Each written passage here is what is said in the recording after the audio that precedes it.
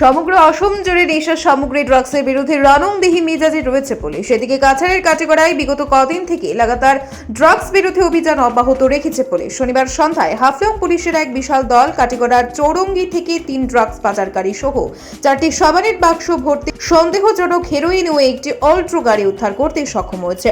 জানা গেছে, দিন কয়েক পূর্বে হাফলং পুলিশ অন্য এক অভিযান চালিয়ে বিপুল পরিমাণ ড্রাগস সহ পাচারকারীকে আটক করেছিল।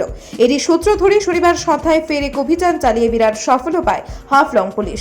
হাফলং পুলিশের ডিএসপি নীলোৎপল ডেকার নেতৃত্বে এক বিশাল পুলিশ বাহিনী কাটিগড়ার চৌরঙ্গি এলাকায় 6 নম্বর জাতীয় সড়কের উপর এক অভিযান চালিয়ে AS11 AA 1732 নম্বরের একটি অল্ট্রো গাড়ি থেকে 4 বাক্স ড্রাগস সহ 3 জনকে আটক করে। তারা হলো কাটিগড়ার গোবিন্দপুরের বাসিন্দা 28 বছরের জয়নাল উদ্দিন, বছর 19-এর সোহেল আহমদ ও 25 বছরের রমজান হাসান। ধৃত 3 জনকে টানা জিজ্ঞাসাবাদ চালিয়ে যাচ্ছে পুলিশ।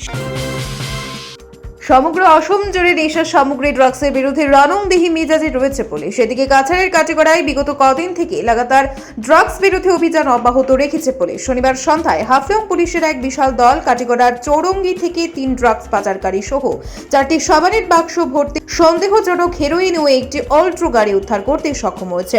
জানা গেছে, দিন কয়েক পূর্বে হাফলং পুলিশ অন্য এক অভিযান চালিয়ে বিপুল পরিমাণ ড্রাগস সহ পাচারকারীকে আটক করেছিল।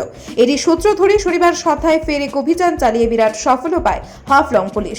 হাফলং পুলিশের ডিএসপি নীলোৎপল ডেকার নেতৃত্বে এক বিশাল পুলিশ বাহিনী কাটিগড়ার চৌরঙ্গি এলাকায় 6 নম্বর জাতীয় সড়কের উপর এক অভিযান চালিয়ে AS11 AA 1732 নম্বরের একটি অল্ট্রো গাড়ি থেকে 4 বাক্স ড্রাগস সহ 3 জনকে আটক করে। তারা হলো কাটিগড়ার গোবিন্দপুরের বাসিন্দা 28 বছরের জয়নাল উদ্দিন, বছর 19-এর সোহেল আহমদ ও 25 বছরের রমজান হাসান। ধৃত 3 জনকে টানা জিজ্ঞাসাবাদ চালিয়ে যাচ্ছে পুলিশ।